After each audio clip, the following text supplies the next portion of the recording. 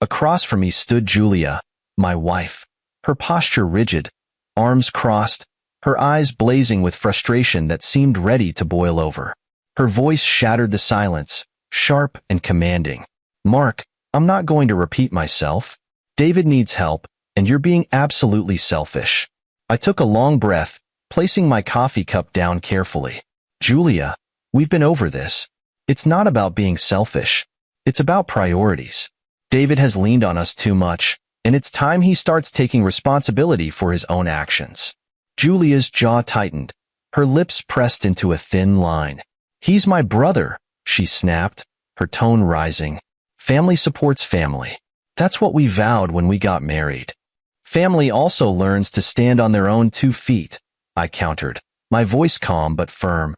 I wasn't trying to escalate things, but I couldn't back down either. We've bailed David out of more situations than I can count. He has to learn to handle his problems without dragging us down with him. Julia stepped closer, the chair across from me squealing as she pulled it out and sat down abruptly. Her face was set like stone, her piercing gaze locking onto mine. "You don't get it, do you?" she said, her voice low but trembling with barely restrained anger. "You've never had siblings, so you can't understand. You don't know what it means to be there for someone, no matter what." Her words stung, but I forced myself to remain composed. "You're right, Julia. I don't have siblings," I said evenly. "But that doesn't mean I don't understand responsibility. And right now, my responsibility is to us, to our finances, to our future. I can't keep giving when it's clear David has no intention of changing." The silence that followed was suffocating. I could see the fury building behind her eyes, her hands gripping the edge of the table as though holding herself back. Then, without warning, she grabbed her coffee cup and hurled its contents at me. Time seemed to slow. The dark liquid arched through the air, and before I could react, it hit me full in the face. The scalding heat seared my skin, and I gasped, the shock hitting me harder than the pain. The mug clattered onto the table, its sharp sound echoing in the otherwise silent kitchen.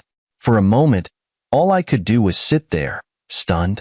My face burned, my shirt was soaked, and my hands trembled slightly as I reached for a napkin to dab at the stinging liquid. Julia stood frozen, her own expression a mix of anger and something that looked almost like regret, but it was fleeting. Her lips parted as though she wanted to say something, but she didn't. Finally, I broke the silence. "What the hell, Julia?"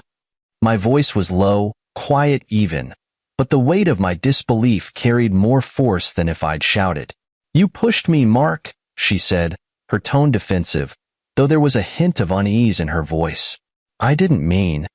"No," I cut her off, standing slowly. "You meant it. You were angry, and you meant every bit of this." I gestured to my soaked shirt and reddened skin. "This isn't just about David. This is about control. About you thinking you can manipulate me into doing what you want, no matter how it affects me, or us." Julia's expression hardened again, the moment of hesitation gone. "You're being dramatic," she said, waving her hand dismissively. "It's just coffee. You're acting like I threw something at me?" I interrupted. "Because that's exactly what you did, Julia, and don't you dare minimize it." For the first time, I saw something shift in her expression. Not guilt, not apology, something closer to defiance. "If you just agreed to help David, none of this would have happened," she said, her voice rising again. "This is on you, Mark." I stared at her, my mind racing. Was this who she had always been? Had I ignored the signs, written off the red flags as stress or passion or love? Or had things changed so gradually that I didn't notice until now? "I think we're done here," I said finally, my voice flat. "I need some air." Without waiting for a response, I turned and walked out of the kitchen. The morning sunlight, once so inviting, now felt like a cruel mockery of what should have been. As I headed for the bathroom to wash the coffee from my face, one thought echoed in my mind. This isn't just about breakfast. This is about everything. I stood in the bathroom, staring into the mirror as cold water ran over my face. My skin still tingled where the coffee had burned, the redness a stark reminder of what had just happened. It wasn't just the physical sting that lingered. It was the deeper realization that something fundamental in my marriage had cracked, maybe beyond repair. I shut off the tap and leaned heavily on the sink, letting the water drip from my chin. My reflection stared back at me, tired and worn, with dark circles under my eyes that hadn't been there a few years ago. How had I gotten here? When had Julia become someone who could throw coffee in my face during an argument? Or maybe the real question was, when did I stop recognizing the woman I married? As the cool air from the vent hit my damp skin, memories began to swirl in my mind. I remembered our early days, Julia and I laughing over burnt dinners in our first tiny apartment, staying up late talking about our dreams, her teasing me about my obsession with organizing the spice rack. Those moments seemed so far away now, like they belonged to a different lifetime. Back then, we were a team. We had each other's backs, no matter what. But somewhere along the line, things had changed. Julia had changed. Or maybe I had changed, and I just hadn't realized it until now. I thought about David, her brother. He had always been a source of tension between us. From the beginning, Julia had insisted that helping him was part of being a family. I'd agreed at first, loaning him money here and there, covering his rent once or twice. But the requests never stopped, and they were never small.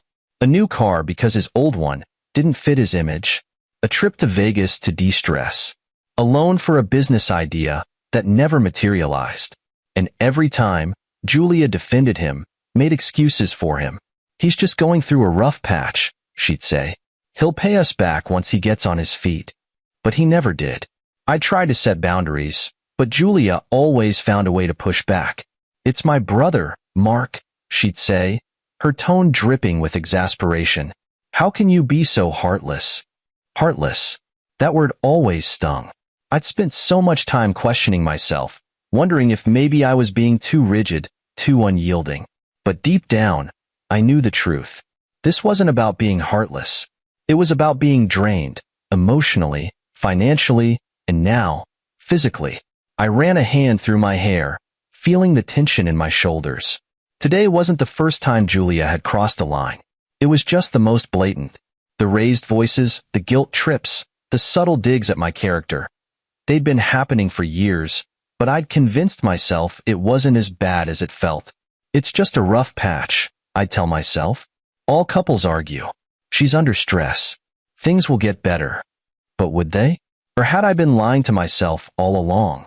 The sound of the faucet dripping pulled me back to the present. I straightened, looking at my reflection again. My shirt was ruined, the coffee stain spreading like a bruise across the fabric. I peeled it off and tossed it into the laundry basket, then reached for a fresh one from the cabinet. The act of changing felt almost symbolic, like shedding a layer of myself that I didn't need anymore. As I buttoned up the clean shirt, a new thought began to take shape. What if this wasn't just about David or the coffee or even the argument itself? What if this was about a pattern? A pattern of me bending, compromising, and giving, while Julia took and demanded more. And what if I didn't want to keep living like this? The idea was unsettling, but it also carried a strange kind of clarity. For years, I'd convinced myself that holding on was the only option. That walking away would mean failure, betrayal, weakness. But now, standing in that bathroom, I started to wonder if holding on was the real betrayal, the betrayal of myself. I turned away from the mirror and walked back into the bedroom. Julia was nowhere to be seen, and the silence in the house was heavy, almost oppressive. My phone buzzed on the nightstand, and I picked it up instinctively. It was a text from my best friend, Ryan.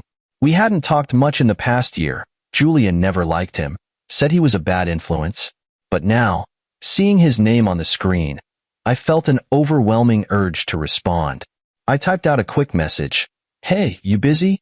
The reply came almost instantly. For you? Never. What's up? I stared at the screen for a moment, my thumb hovering over the keyboard. How do you explain in a few words that your marriage is falling apart?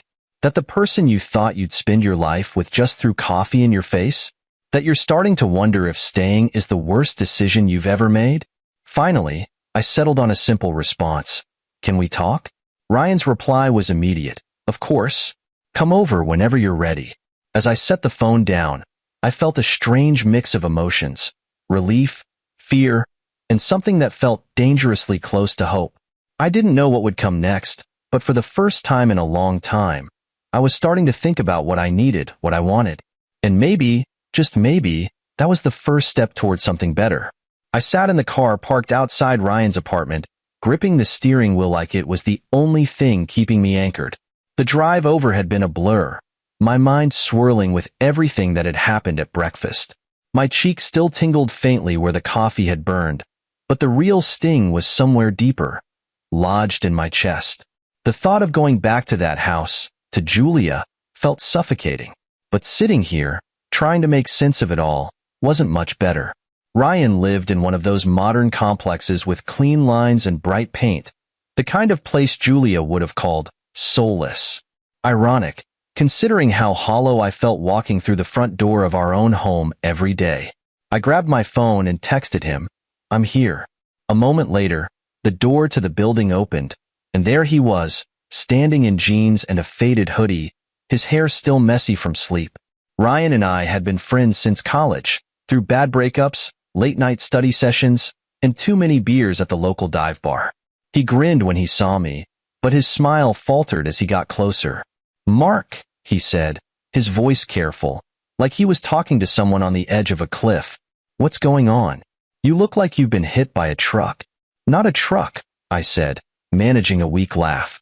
"Coffee." His brow furrowed, but he didn't push. "Come on up." Ryan's apartment was exactly as I remembered, cluttered but cozy, with mismatched furniture and a faint smell of coffee and cinnamon. He waved me toward the couch and disappeared into the kitchen. Moments later, he returned with 2 mugs and handed one to me. "I figured coffee might not be your thing right now," he said, nodding at the tea he'd brewed instead. I gave him a small, grateful smile and took a sip. The warmth was soothing, but it didn't stop the knot in my stomach from tightening. Ryan sat down across from me, waiting. He always knew when to stay quiet, which was probably why we'd stayed friends for so long. "It's Julia," I said finally, my voice sounding foreign in the quiet room. "This morning, she threw coffee in my face." Ryan's eyes widened, but he didn't interrupt. I took another sip of tea, the words tumbling out in a rush. I told him about the argument, about David's constant demands, about Julia's refusal to set boundaries. And then, finally, about the moment she snapped and threw her coffee at me. "She said it was my fault," I said, my voice shaking slightly, "that if I'd just done what she wanted, it wouldn't have happened." Ryan leaned back in his chair, his expression dark. "That's not okay, Mark. I don't care what the argument was about. That's not okay." I nodded, swallowing hard. "I know, but I hesitated, the words catching in my throat. "I don't know what to do, Ryan. This isn't the first time we fought like this. It's not even the worst fight we've had. But it feels different now, like something broke, and I can't put it back together." Ryan watched me for a long moment, his expression unreadable. Finally, he leaned forward, resting his elbows on his knees. "Look, I'm not going to tell you what to do, but you've been unhappy for a long time, Mark. Every time we talk, you tell me about another fight, another argument, another way Julia's made you feel like crap. And every time, you say the same thing, it'll get better. But it hasn't, has it?" I shook my head, staring down at the tea in my hands. "No, it hasn't." "So maybe," he said carefully, "it's time to stop waiting for it to get better. Maybe it's time to start thinking about what's best for you." The words hit me like a punch to the gut.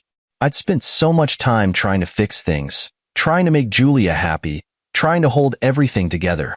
I hadn't stopped to think about what I wanted, or needed, in years. "I don't even know where to start," I admitted, my voice barely above a whisper. Ryan nodded, his expression softening. "That's okay. You don't have to figure it all out right now. Just take it one step at a time." "First step? Don't go back to that house tonight." I looked up at him, startled. "What?" "Stay here," he said simply. "At least for tonight. Give yourself some space to think without her breathing down your neck." The thought of staying away from the house, even for one night, felt both terrifying and like a relief I didn't know I needed.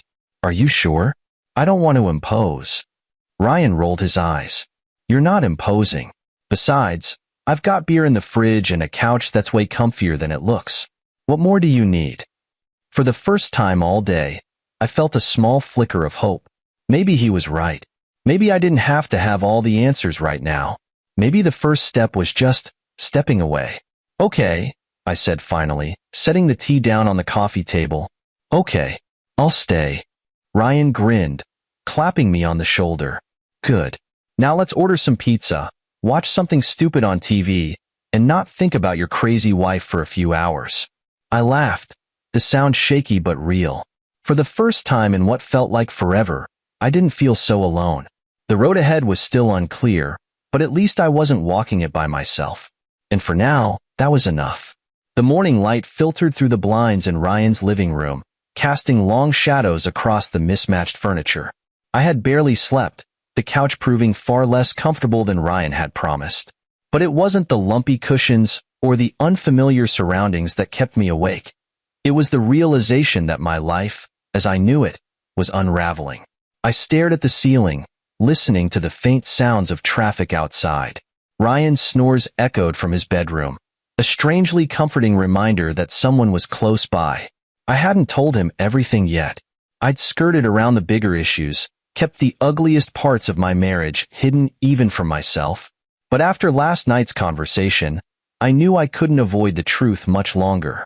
By the time Ryan shuffled into the living room, rubbing the sleep from his eyes, I was already nursing a second cup of coffee.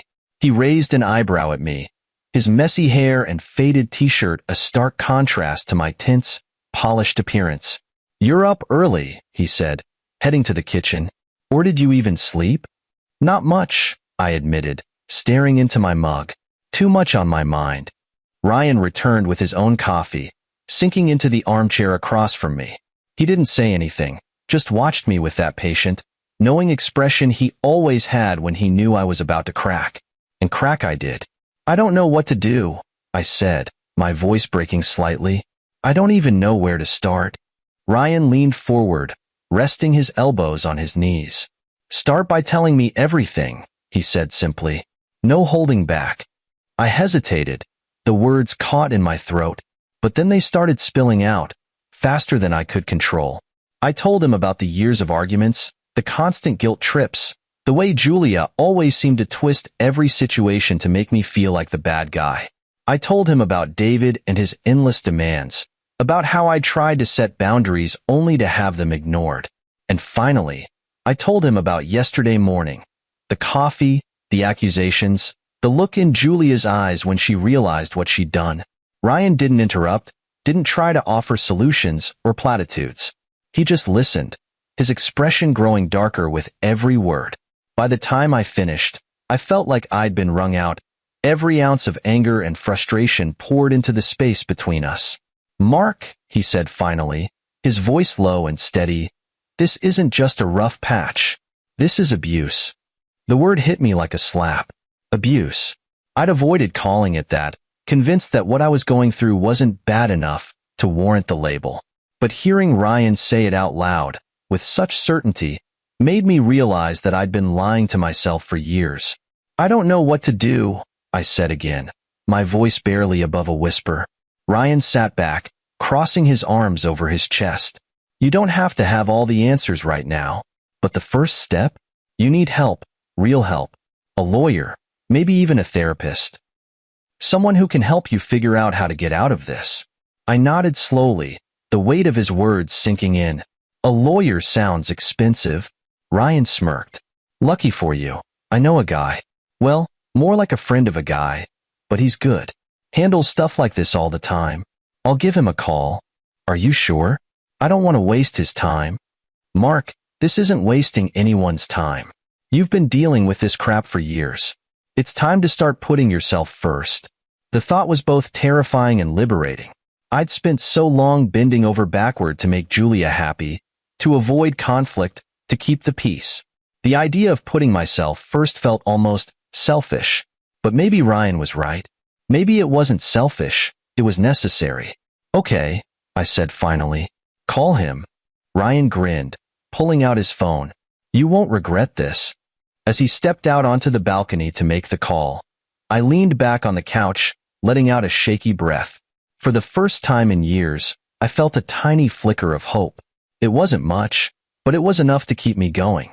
When Ryan returned, he was grinning. Good news. He can see you tomorrow morning. I'll go with you if you want. I nodded, grateful for the offer. Thanks, Ryan. I don't think I can do this alone. You're not alone, he said firmly. Not anymore. For the rest of the day, Ryan and I worked on a plan.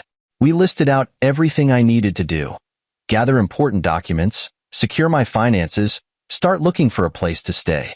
The list felt overwhelming, but having it written down made it feel more manageable, like I finally had a roadmap out of the mess I'd been living in. As the day turned into evening, I found myself feeling lighter, like a weight had been lifted from my shoulders. I wasn't out of the woods yet, not by a long shot, but for the first time, I could see a way forward. And for now, that was enough. The next morning, the sunlight pouring through Ryan's apartment felt unusually bright, almost intrusive. I hadn't slept much again, but this time, it wasn't restlessness. It was anticipation, anxiety, dread. Today was the day I would finally confront Julia. After everything, it was time to make it clear that I couldn't do this anymore. Ryan was already up, pacing the small kitchen with his phone in hand. All right, the lawyer is expecting you this afternoon, he said, glancing at me. But first, you need to have that talk with Julia. I nodded, my stomach twisting into knots. I'd spent all night rehearsing what I wanted to say, but now that the moment was here, my mind felt blank. How do you tell your wife that the life you built together is over? How do you end something that, for better or worse, has been your entire world for years? You sure you don't want me to come with you? Ryan asked, leaning against the counter. I shook my head. No, I need to do this alone. If she sees you, it'll just give her something else to focus on. This needs to be between me and her. Ryan didn't look convinced, but he nodded. All right, just call me if things get out of hand. I promised I would, but deep down, I wasn't sure what out of hand even meant anymore. Wasn't the coffee incident enough? The drive back to the house was eerily familiar.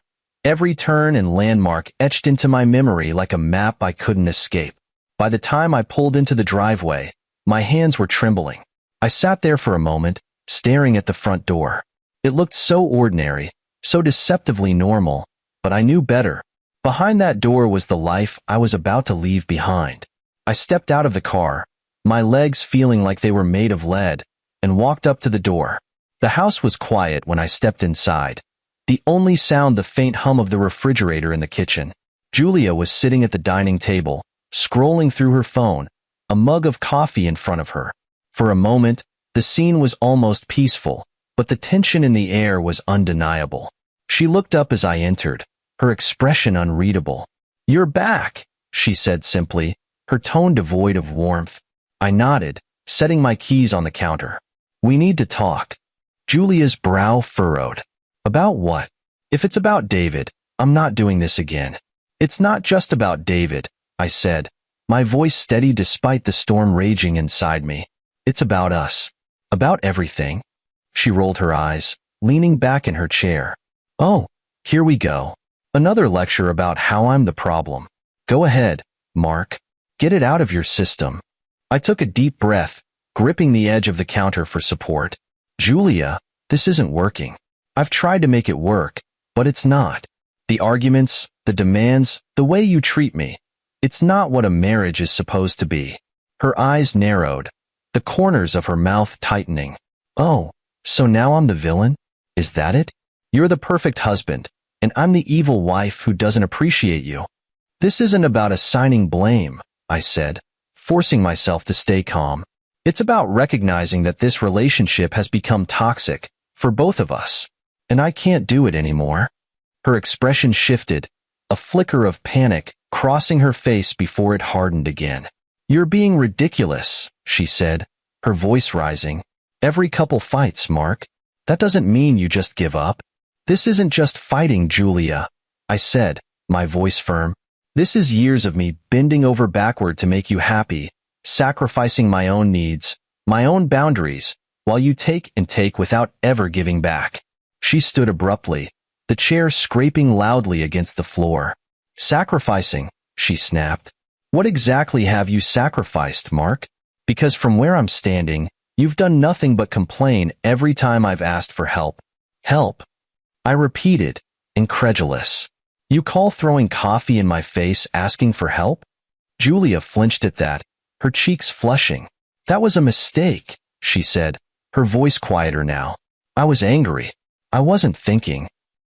That's the problem, Julia. You never think. You just react, and I'm always the one who has to deal with the fallout. The silence that followed was deafening. For a moment, neither of us spoke, the weight of my words hanging heavy in the air. Then Julia stepped closer, her voice trembling with anger. So what are you saying, Mark? That you're done? That you're just walking away? I met her gaze, my heart pounding in my chest. Yes, I said simply. That's exactly what I'm saying. Her expression crumpled, a mixture of shock and disbelief. You're serious? I am, I said, the words feeling both terrifying and liberating. I can't keep doing this, Julia. I need to start putting myself first, for once. She stared at me, her lips trembling as though she wanted to say something, but couldn't find the words. Finally, she turned away, her shoulders slumping. Fine, she said quietly. Do whatever you want. The finality of her words hit me like a punch to the gut, but I didn't let it show. Instead, I turned and walked toward the door, grabbing my keys off the counter. I'll be in touch about the details, I said over my shoulder. Through my lawyer. And with that, I stepped out into the sunlight, the door closing softly behind me. My chest felt tight, my legs shaky, but for the first time in years, I felt like I could finally breathe. I didn't know what the future held, but one thing was certain. I wasn't going back. Driving away from the house was surreal. The weight of the confrontation with Julia lingered, leaving me both drained and strangely lighter. The road ahead felt uncertain, but at least it was mine to navigate now. For years, I had been living on autopilot, putting out fires in a marriage that had long since lost its warmth. Today marked the first step toward reclaiming my life. I pulled into Ryan's driveway, my mind already racing with what needed to be done. The house might still hold my name, but it no longer felt like home. That realization hit me hard, but it also fueled a sense of urgency. If I was going to rebuild, I needed to act fast and think strategically. Ryan opened the door before I could even knock. Well, he asked, his tone cautious. It's done, I said, stepping inside. She knows it's over. Ryan let out a low whistle, closing the door behind me. How'd she take it? I shrugged, sinking onto the couch. About as well as you'd expect. There was some yelling, some guilt-tripping, but she didn't fight me as hard as I thought she would. I think she knew this was coming. He nodded, handing me a cold bottle of water. That's a start. Now comes the hard part. I raised an eyebrow. Harder than this morning? Ryan smirked. Way harder. You've got to plan your next moves. Money, housing, legal stuff. You've got to make sure she doesn't blindside you later. He wasn't wrong. I took a deep sip of water and leaned back, staring at the ceiling. Where do I even begin? Ryan grabbed a notebook and pen from the kitchen counter, flipping to a fresh page. First things first, finances. You've got joint accounts, right? I nodded. Yeah, but most of our money is in my paycheck. She doesn't work, so? So you need to protect yourself, Ryan cut in. Transfer your direct deposit into a new account. Cancel the credit card she has access to. Make sure she can't run up debt in your name while you're sorting things out. I frowned. That feels harsh. It's not harsh, Ryan said firmly. It's smart.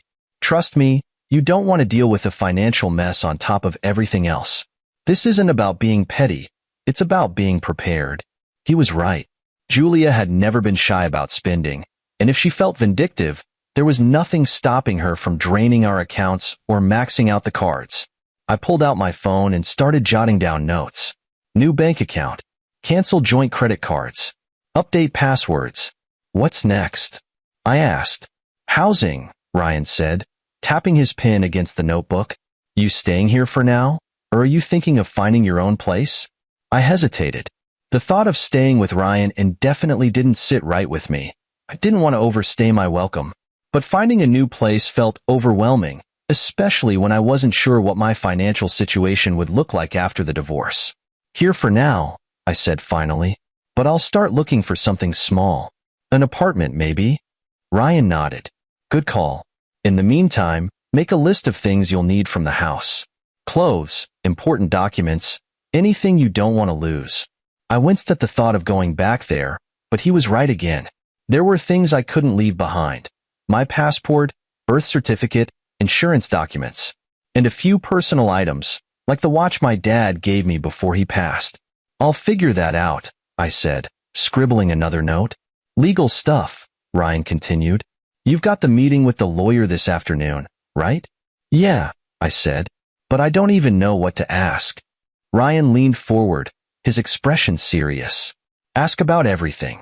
Divorce proceedings, restraining orders if you need them, how to protect your assets. The more you know, the better prepared you'll be.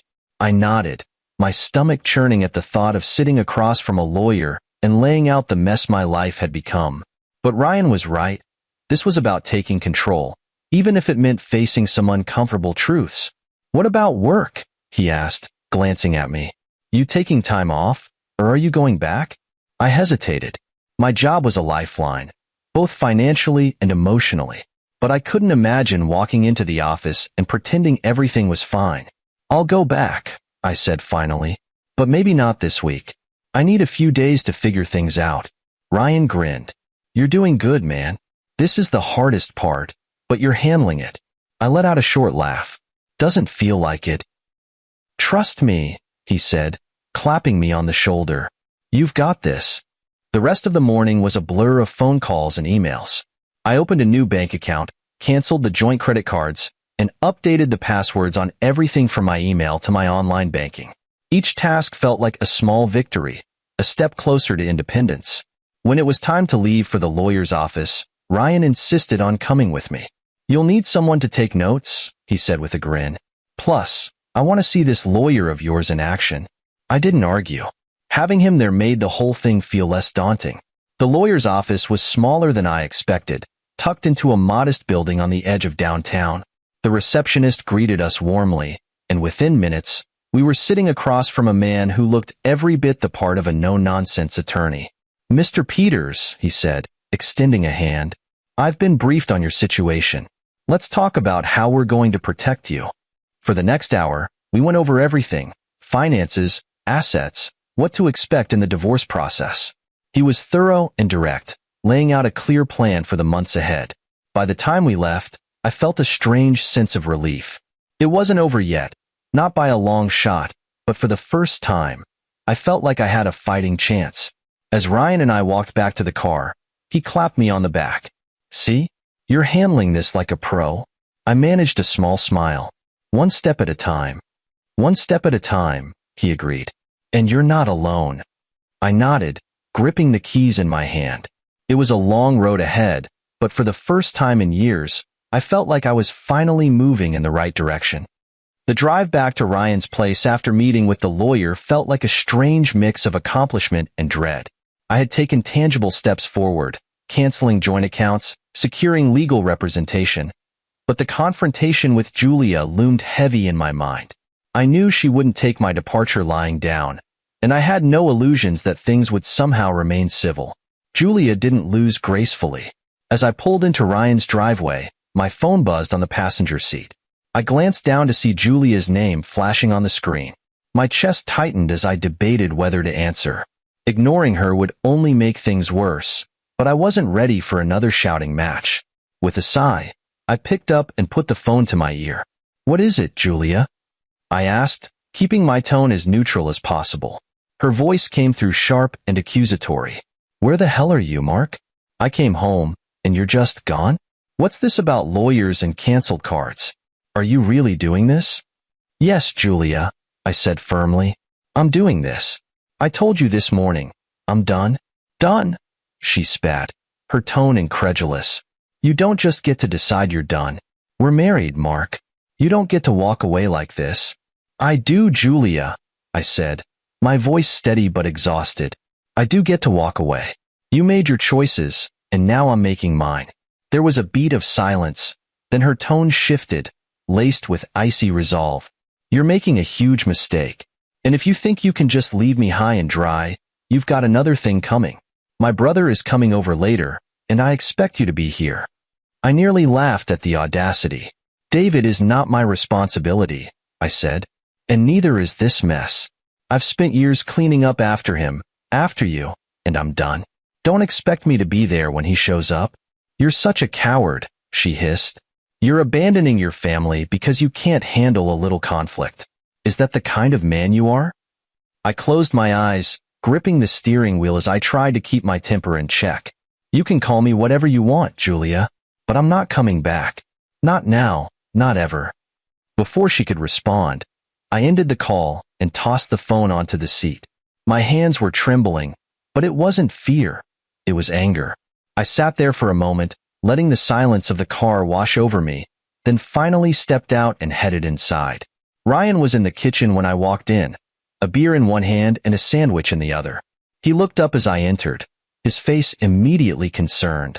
What happened? Julia, I said simply, dropping my keys onto the counter. She's furious. She's accusing me of abandoning her and David. Ryan shook his head, setting the beer down. Of course she is. She's losing control, and she doesn't know how to handle it. I leaned against the counter, running a hand through my hair. She said David's coming over later, like that's supposed to scare me back into the house. Ryan raised an eyebrow. And nothing, I said firmly. I'm not going back. She can deal with her brother on her own. He nodded approvingly. Good. Stick to your guns, man. She's trying to manipulate you, and the best thing you can do is not give her the reaction she wants. I let out a long breath, some of the tension in my chest easing. I don't know how this is going to end. She's not the kind of person who lets things go. Ryan smirked. She doesn't have to let it go. You just have to make sure she can't drag you down with her. You've got the lawyer. You've got a plan. Let her stew in her own mess. I nodded, his words settling something inside me. For so long, I'd been caught in the cycle of Julia's anger and manipulation, always trying to smooth things over, always trying to keep the peace. But now, for the first time, I felt like I was breaking free of that cycle. I didn't have to play her game anymore. Later that evening, as Ryan and I sat on the couch watching a mindless action movie, my phone buzzed again. I glanced at the screen and saw a text from Julia. David is here. He's furious. You need to fix this. I stared at the message, my jaw tightening. For years, fixing this had been my role in our relationship. Cleaning up messes, smoothing over arguments, taking the blame when things went wrong. But not anymore. I typed out a simple response. I'm not coming back. This is your mess to deal with. Her reply came almost instantly. You're going to regret this. I turned off the phone and set it face down on the table. Ryan glanced over, raising an eyebrow. Everything okay? I nodded, leaning back against the cushions. Yeah, everything's fine. For the first time in a long time, I believed it. The first night back at Ryan's place after cutting ties with Julia felt like a strange mix of relief and restlessness. I lay awake on the couch, staring at the ceiling, my thoughts racing as I tried to process everything that had happened. The house, the argument, her text. You're going to regret this. It all played on a loop in my mind. But for all the noise in my head, there was a tiny, persistent voice that kept repeating, you're free now. Morning came, and with it, a sense of purpose. I didn't have all the answers yet, but I knew one thing. I needed to rebuild. My life was a blank slate, and while that was terrifying, it was also exhilarating. For the first time in years, I felt like I had the power to decide what came next. Ryan was already in the kitchen when I got up, pouring cereal into a bowl with the kind of nonchalance that made it clear he hadn't spent the night replaying his life's choices. Morning, he said, glancing up at me. How'd you sleep? Better, I lied. Truthfully, I hadn't slept much at all, but I didn't want to dwell on it. I think I need to start looking for a place today. Ryan set his bowl down and crossed his arms. You don't have to rush. You can stay here as long as you need. I appreciate that, I said, and I meant it. Ryan had been a rock through all of this, and I wasn't sure where I'd be without him. But I need to start figuring things out. I can't live on your couch forever. He grinned. Fair enough. Let me know if you need help. Moving, furniture shopping, awkward landlord negotiations. I'm your guy. I smiled, grateful for his easygoing support. Thanks, man. After breakfast, I grabbed my laptop and started searching for apartments. It was overwhelming at first. There were so many options, and I had no idea where to start. Did I want to be close to work? Near a park? Somewhere with a view? I realized I hadn't thought about what I wanted in a long time. Most of my decisions over the past few years had revolved around Julia, her preferences, her needs, her demands. The realization was sobering. I decided to narrow it down to the essentials: affordable, safe, and within a reasonable distance from work. The rest could come later. After a couple of hours, I found a promising lead: a small one-bedroom apartment in a quiet neighborhood. It wasn't fancy, but it looked clean and well-maintained, and the rent was within my budget. I called the landlord, a pleasant-sounding woman named Mrs. Turner, and arranged to see the place that afternoon. As I hung up, I felt a strange mix of anxiety and excitement. This was happening. I was really doing this. Mrs. Turner met me at the apartment, a cheerful woman in her 60s with silver hair and a warm smile. "You must be Mark," she said, shaking my hand. "Come on in. I'll show you around." The apartment was small but cozy, with hardwood floors and large windows that let in plenty of light. The kitchen was dated but functional, and the living room had just enough space for a couch and a TV. The bedroom was small but had a decent closet, and the bathroom, while basic, was clean. "It's not much," Mrs. Turner said as I looked around, "but it's a good place to start. I had a young couple living here before, but they just bought a house, so it's available immediately." "It's perfect," I said, surprising myself with how much I meant it. For the first time in years, I felt like I could see myself somewhere. A place that was mine and mine alone. Mrs. Turner smiled. "I like your enthusiasm. If you're interested, we can start the paperwork today." "I'm interested," I said without hesitation. By the time I got back to Ryan's place that evening, I had signed the lease and picked up the keys. It felt surreal, holding that small piece of metal in my hand. It represented so much more than just access to an apartment. It was freedom, independence, a fresh start. Ryan greeted me at the door, grinning when he saw the keys. "Well, look at you, Mr. Independent. How's it feel?" "Terrifying," I admitted, but I couldn't help but smile. "And amazing." He clapped me on the back. "You're doing it, man. One step at a time."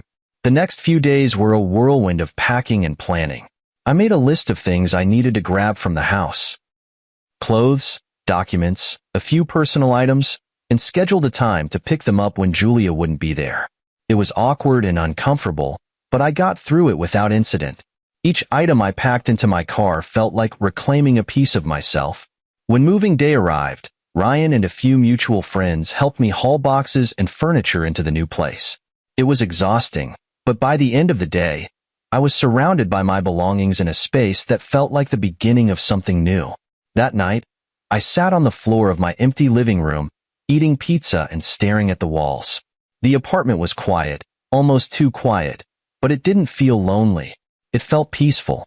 For the first time in years, I wasn't walking on eggshells or waiting for the next argument to erupt. The silence wasn't oppressive. It was mine. I leaned back against the wall, taking a deep breath. The road ahead was still uncertain, and there was a lot to figure out. But sitting there, surrounded by the bare bones of my new life, I felt something I hadn't felt in a long time: hope. The days following my move into the apartment felt like stepping into a new world, one where every decision, every corner of the space, and every silence was entirely mine. It wasn't just about unpacking boxes or arranging furniture. It was about rediscovering myself in ways I hadn't anticipated. The first morning in the new place was surreal. Sunlight streamed through the blinds, illuminating the hardwood floor and casting long shadows across the walls. There were no shouts from another room, no passive-aggressive comments lingering in the air, and no tension weighing me down. For the first time in years, I woke up without that familiar sense of dread. I made coffee and sat at the small table I'd found at a thrift store, staring out the window at the quiet street below. The neighborhood was peaceful, birds chirping, a jogger passing by, someone walking their dog. It was a far cry from the chaos I had left behind. As I sipped my coffee, I felt something I hadn't felt in a long time: contentment. The next few weeks were a whirlwind of adjustment and growth. I threw myself into creating a routine, something steady to ground me. Work became my anchor during the day, and in the evenings, I spent time organizing the apartment, making it my own. Each small act, hanging a picture, placing books on a shelf, buying a new rug, felt like a step toward reclaiming my independence. But the nights were the hardest. Without the distractions of work or unpacking, the silence could feel heavy, almost suffocating. Memories of Julia and the life we had built together would creep in, uninvited. I would sit on the couch, staring at old photos I hadn't yet been able to part with, and wonder how things had gone so wrong. There was grief there, mixed with anger and a strange sense of relief. I was mourning the life I thought I'd have, while also celebrating the chance to start over. One day, as I was unpacking a box labeled "Personal," I came across my old journal. I hadn't written in it in years. Julia always dismissed it as a waste of time. But holding it in my hands, flipping through the pages filled with my younger self's dreams and thoughts, something stirred inside me. I grabbed a pen, sat at my small desk, and started writing. At first, the words came haltingly. I wrote about the move, the apartment, the sheer exhaustion of starting over. But as I kept going, the floodgates opened. I wrote about Julia, the good times, the bad, the moments that made me realize I had to leave. I wrote about the years I had spent compromising, losing bits of myself in the process. And as the words spilled onto the page, I felt lighter, as though I was shedding the weight of the past. Reconnecting with old friends became another unexpected source of healing. Ryan had encouraged me to reach out to people I'd lost touch with, people Julia had pushed away or dismissed as bad influences. I started small, a text here, a coffee meetup there. Each conversation reminded me of the person I used to be before my life revolved around Julia and her demands. One particularly poignant meeting was with Sarah, an old colleague who had always been a supportive presence. Over coffee, I shared my story, something I hadn't done with many people yet. Her reaction was one of genuine concern and validation. "Mark," she said, her voice steady, "you're brave for walking away. Not everyone can do that. Give yourself credit for the strength it took." Her words stuck with me. For so long, I had seen leaving as a failure, an admission that I couldn't fix my marriage. But Sarah helped me reframe it. Leaving wasn't failure, it was survival. It was strength. As the weeks turned into months, the apartment began to feel like home.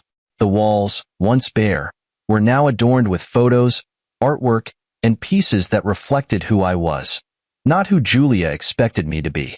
I found joy in the small things: cooking meals without criticism, reading late into the night, playing music as loud as I wanted. These weren't grand gestures, but they were mine, and that made them powerful. The most transformative moment came one rainy afternoon at the bookstore. I was browsing the fiction section when I came across a book I'd loved in college, The Awakening by Kate Chopin. I remembered how deeply Edna's story of self-discovery had resonated with me back then. I bought the book and spent the rest of the evening rereading it, tears streaming down my face as I recognized pieces of myself in Edna's struggle to reclaim her identity. That night, inspired by the book, I opened my laptop and started typing. It wasn't just journaling this time.